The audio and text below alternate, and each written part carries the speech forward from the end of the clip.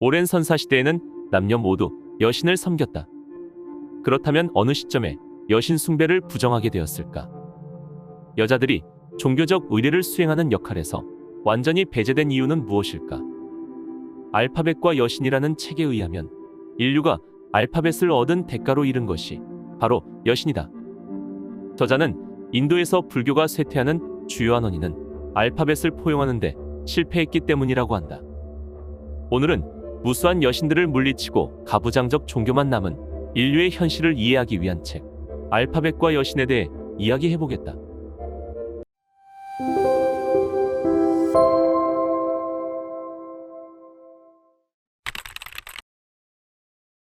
붓다는 기원전 533년 깨달음을 얻은 뒤 불법을 설파하기 시작한다. 불교는 그 후 인도 전역으로 퍼져나갔다. 하지만 오늘날 인도에서 불교를 믿는 사람은 전체 인구 중 1%도 되지 않는다. 불교는 어떻게 인도에서 사라졌을까? 또 그러한 종교가 동방의 온갖 나라에서는 환대를 받는 이유가 무엇일까? 브라민 사제들의 배척으로 산스크리트어는 기원전 500년경 사멸하고 말았으며 베다의 성스러운 이야기를 담고 있는 언어로서만 기능하게 되었고, 사람들은 자신들이 사는 지역의 방언을 사용하기 시작한다. 이런 언어적 변화는 인도 사회의 새로운 중대한 발전, 즉 알파벳 사용의 증가와 시기적으로 일치한다. 어떠한 종교든 사회적 필요에 따라 유기적으로 변화하고 진화한다. 천년이 지난 뒤 무수한 브라민 사제들 덕분에 의례는 더 은밀해지고 신들은 무수히 많아졌으며 교리 자체도 서로 모순되는 아수라장이 펼쳐졌다. 힌두교는 대대적인 개혁을 요구하고 있었다. 기원전 6세기에 합리적인 사상가들이 등장하면서 그들은 힌두교의 권위에 도전했다. 육체적 욕구를 모두 부정함으로써 영성의 지고한 상태에 도달할 수 있다고 주장하는 자이나교도 생겨났다. 저자는 인도에서 합리주의와 자이나교를 촉진한 원인이 알파벳에 있다고 주장한다. 그리고 이러한 모든 상황은 새로운 종교인 불교가 출현할 수 있는 토양이 된다. 시다르타는 29살이 되었을 때 세상의 고통, 가난, 질병을 본 후 모든 괴로움의 해답을 찾기 위해 홀로 집을 나와 혹독한 고행의 길을 걷는다. 시다르타는 보리수 아래 앉아 명상을 시작하면서 7년 동안 미동도 하지 않았다. 그는 마침내 이 세상으로 끝없이 되돌아오게 하는 힘이 카르마라는 무심한 자연법칙이라는 사실을 깨닫는다. 시다르타는 결국 궁극적인 원인은 탄생에서 비롯하고 여기서 욕망들이 시작된다고 결론을 내린다. 모든 욕망 가운데 성욕이 가장 치명적인데, 섹스는 윤회하는 영혼들이 번민으로 가득한 이생으로 돌아올 수 있는 그릇으로 사용할 육신을 끝없이 만들어내는 행위이기 때문이다. 가장 깊은 수준에서 모든 존재가 하나라는 사실을 이해하는 것이 바로 궁극적인 깨달음이다. 깨달음에 도달하면 카르마의 수레바퀴가 돌아가는 속도도 느려진다. 자아를 던져버린 행복한 이들은 윤회라는 헛된 망상에 사로잡히지 않고 카르마의 수레바퀴에서 내려온다. 이것이 바로 열반의 경지에 도달하는 해탈이다. 이로써 시다르타는 깨어난 자라는 뜻인 붓다로 변신한다. 붓다는 인류 최초로 무신론 종교를 세운다. 불교에는 섬겨야 할 신이 없다. 초자연적 영역에 사는 온갖 힌두의 신들을 모조리 내친다. 종교적 위계나 신부는 사제들이 자신들을 위해 만든 것에 불과하다. 붓다는 자신의 가르침을 기록으로 남겨 공표하자는 유혹도 뿌리쳤고, 권위를 들이운 문자 기록은 독단의 도구로 타락할 수밖에 없다고 말한다. 문자가 사회를 혁명적으로 바꾸고 있던 시대에 그는 말로 비유하고 대화하는 것을 좋아했고, 자신의 가르침을 머리로 기억하여 후대에 직접 말로 전해주라고 한다. 그리하여 간결하게 정리된 붓다의 교리는 기존의 길고 장황하고 이해하기 힘든 힌두교의 문헌보다 훨씬 신선하게 여겨졌을 것이다. 깨달음을 얻고 난 뒤 만들어진 붓다의 교리는 열반을 체험한 개인적 경험에서 만들어진 것이다. 글자만으로는 자신이 경험한 통찰의 진정한 모습을 전달할 수 없다는 것을 시다르타는 알고 있었다. 그의 보편적인 해방의 메시지는 노력을 통해 누구나 깨달음을 얻을 수 있다는 것이었으며, 자신도 진리를 깨달은 한 인간에 불과할 뿐이라고 말했다. 그러한 다정함에도 불구하고 붓다는 대답할 수 없는 문제에 대해서는 질문을 하지 못하게 했다. 세상이 어떻게 창조되었는지, 영혼의 본질이 무엇인지, 무한이란 무엇을 의미하는지 고민하는 것은 우리가 처한 실존에 대한 관심을 분산시킬 뿐이라고 생각했다. 그의 관심은 오로지 내적인 명상을 통해 세상과 합의를 이루는 것이었다. 붓다의 본래 가르침에는 무수한 여성적 모티브가 존재한다. 비폭력, 만인의 평등, 수평적 사회계층, 남자 사제의 권위의 박탈이 바로 그러한 것들이다. 불교에서 받드는 최고의 가치는 지혜와 자비인데 이 두 개념은 전통적으로 여성적 원리와 연관된 것이다. 붓다의 첫 설법의 첫 번째 주제가 바로 섹스에 내재하는 본질적 위험에 관한 것이었다. 여자는 붓다의 제자가 될 수 없었다. 또 남자들도 붓다의 제자가 되기 위해서는 독신으로 살며 순결을 지킬 것을 맹세해야 했다. 고통을 끝내기 위해 탄생을 부정해야 한다는 그의 연역적 추론은 여성성의 핵심을 제거해버림으로써 얻어낼 수 있는 결론이었다. 아기의 탄생은 인간이 살아가면서 경험할 수 있는 가장 기쁜 사건이라고 할 수 있다. 붓다는 어떻게 우리 삶에서 펼쳐지는 다양한 경험들을 모두 본질적으로 고통스러운 것이라고 보게 되었을까? 가족과 함께 모여 맛있는 식사를 할 때 고통과 슬픔은 어디에 있는 것일까? 사랑하는 사람과 함께 있는 동안 느껴지는 충만한 감정을 거부할 사람이 어디 있겠는가? 이러한 기쁨들이 엄연히 존재함에도 붓다는 우리 삶의 주된 경험은 상실과 박탈이라는 통찰에 깊이 꽂혀 우울한 질문 속으로 빨려 들어간다. 그렇다면 붓다에게 기쁨이란 과연 무엇일까? 붓다는 집착이 괴로움을 낳는다고 말했다. 하지만 집착이 없는 정진은 가능할까? 집착을 갖지 않는다면 과연 어떤 사람이 깨달음을 얻을 수 있겠는가?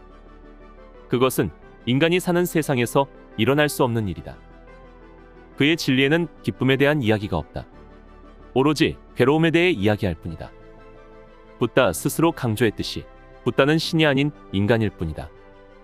따라서 붓다의 슬픔이 어디서 비롯된 것인지 따져보는 것은 전혀 신성모독의 죄가 되지 않을 것이다. 정서 발달의 측면에서 유아가 겪을 수 있는 가장 큰 상실은 어머니로부터 분리되는 것이다. 붓다의 어머니는 그를 낳다가 돌아가셨다. 전해지는 이야기에 따르면 시다르타는 아버지와 이모의 손에 키워졌다. 그의 생애는 출생 트라우마를 겪는 사람이 겪는 전형적인 삶의 경로와 꼭 들어맞는다. 시다르타는 풍요로운 재물, 특권, 가족 속에서 성장한다. 영혼의 핵심을 잠식해 들어가는 불치의 슬픔을 지닌 이 남자는 사랑하는 아내, 자애로운 아버지, 예쁜 아들을 버리고 고통의 근원을 찾기 위해 과도하게 자신을 학대하는 삶으로 뛰어든다. 그러한 탐험으로 얻어낸 결론이 바로 탄생이 곧 고통의 근원이라는 것이다. 이러한 추론을 뒷받침해주는 근거도 있다. 시다르타의 어머니의 이름은 마야인데 산스크리트어로 환영이라는 뜻이다. 한 번도 본 적이 없는 어머니는 아이에게 실제로 환영처럼 존재한다. 어린 시절 어머니를 잃은 남자가 만들어낸 신앙체계에서 출생에 대한 지극히 부정적인 견해가 주요 교리로 자리 잡은 것은 결코 우연이 아니다. 살아있는 모든 것에 자비를 베푼 붓다의 행동은 누구보다도 관대하고 현명한 사람이었다는 것을 알 수 있다. 하지만 자신이 세운 종교에 처음부터 여자는 받아들이지 않았다. 어느 날 시다르타를 키워줬던 이모가 제자들 무리에 동참하고 싶다고 간절히 청했으나 붓다는 여성이라는 이유로 단호하게 거절한다. 스승의 완고함에 화가 치솟은 안 한다는 붓다를 비난했고 붓다는 어쩔 수 없는 심정으로 자신의 고집을 꺾는다. 대신 여자 승려에게 매우 불합리한 8가지 조건을 제시한다. 이런 이야기들은 뭔가 뒤틀린 듯 보인다. 이 사람이 정말 모든 인간이 소중하다고 선언하며 평등을 자신의 주요한 설법 주제로 삼았던 그 사람인가? 붓다가 열반한 직후 우두머리 수행자들은 붓다의 설법을 직접 들었던 남자 승려들의 기억을 신뢰하였고 붓다의 말씀은 마침내 그가 죽고 300년이 지난 뒤에야 문자 형태로 처음 기록된다. 붓다의 말씀을 모은 팔리어 경전은 붓다가 죽은 지 500년이 지난 뒤에야 만들어진다. 팔리 경전이 만들어진 이후 2000년 동안 불교는 무수한 종파로 갈라졌다. 문자로 기록된 뒤에도 이런 일이 벌어졌다면 그것이 말로만 전해지던 시간에는 어떠했을까? 붓다의 긴 설법을 기억하기 위해 자신이 들은 내용을 적어준 사람이 전혀 없지는 않았을 것이다. 수백 년이 흐르면서 더 많은 수행자들이 글에 의존하게 되면서 알게 모르게 붓다의 메시지는 끊임없이 변형되었을 것이다. 브라미 문자로 붓다의 가르침을 기록하는 과정에서 상당한 남성적 원리가 주입되었을 것이다. 알파벳을 쓴다는 것 자체가 인지 방식과 전체적인 문화적 가치를 남성 중심으로 바꾸기 때문이다. 자신의 이모를 매몰차게 내쳤다는 이야기는 그의 고귀한 인격과는 상당히 모순된다. 그래서 이 이야기는 후대에 덧붙여졌을 것이라고 의심하지 않을 수 없는 것이다. 열반에 이르기 위해서는 너무나 긴 시간과 노력을 쏟아야 하기 때문에 결국 대중은 좀 더 쉽고 편한 길을 선택한다. 바로 붓다를 신으로 섬기는 것이다. 신을 믿지 않는 인본주의 철학자 붓다는 결국 자신이 신이 되는 운명을 맞이한다. 또한 실제로 많은 불교 승려들이 붓다를 신격화하려고 노력했는데 그 이유 중 하나는 불교를 신성한 알파벳 텍스트에 기반한 가부장적 종교로 바꾸기 위한 것이었다. 간결하고 명확한 알파벳은 그것을 잃는 사람들에게 꾸밈이 없고 형상이 없는 종교를 믿도록 부추긴다. 붓다의 교리는 여성적 원리에 기반하고 있지만 섹스에 대한 혐오, 여자에 대한 의심, 출생에 대한 부정적 태도를 담고 있다. 이러한 관점에서 출발한 종교가 젠더 문제에서 상당한 혼란을 겪는 것은 충분히 예견된 일이었다. 불교가 본질적으로 여성적인 종교가 아니었다면 당시 인도에 몰아닥친 문자와 가부장제라는 거대한 물결에 휩쓸려 버리지 않고 지금까지도 인도에서 번영을 누렸을지도 모른다. 또한 초창기에 불교가 인기를 누릴 수 있었던 것도 알파벳이 도래한 초창기에 나타나는 의식의 변화에 부응했기 때문이 아닐까. 하지만 불교는 어쨌든 알파벳을 포용하는 데 실패했고 이는 인도에서 불교가 쇠퇴하는 주요한 요인이 된다. 불교는 마침내 500년이 지난 뒤에야 이 문화적 신기술을 적극적으로 포용하기 시작하지만 이미 늦은 상황이었다.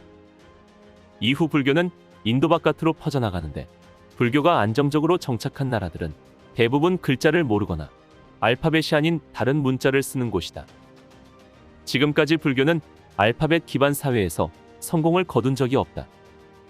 불교가 처음 출현했을 때 브라민 사제들은 무수한 신자들이 새로운 종교로 개종하는 것을 보고 반격을 준비한다. 붓다가 죽고 난 뒤 200년이 지나지 않아 그들은 가장 효과적인 가부장제의 무기, 성문법으로 붓다의 교리를 공격한다. 결국 보편적 사랑과 만인의 평등을 가르친 불교는 문자로 무장하고 다시 활력을 찾은 힌두교의 상대가 될 수 없었다. 말과 글이 경쟁할 때 결론이 어떨지는 뻔하다. 상당히 자비롭고 문명화된 방식이긴 했지만 알파벳의 거침없는 타격에 불교는 소멸할 수밖에 없었다. 힌두교도들은 불교도를 죽이지 않았다. 불교 스스로 카르마의 수레바퀴에서 내려와 열반에 들었을 뿐이다. 그리하여 자신이 태어난 발생지에서 불교의 빛은 맥없이 꺼지고 만다.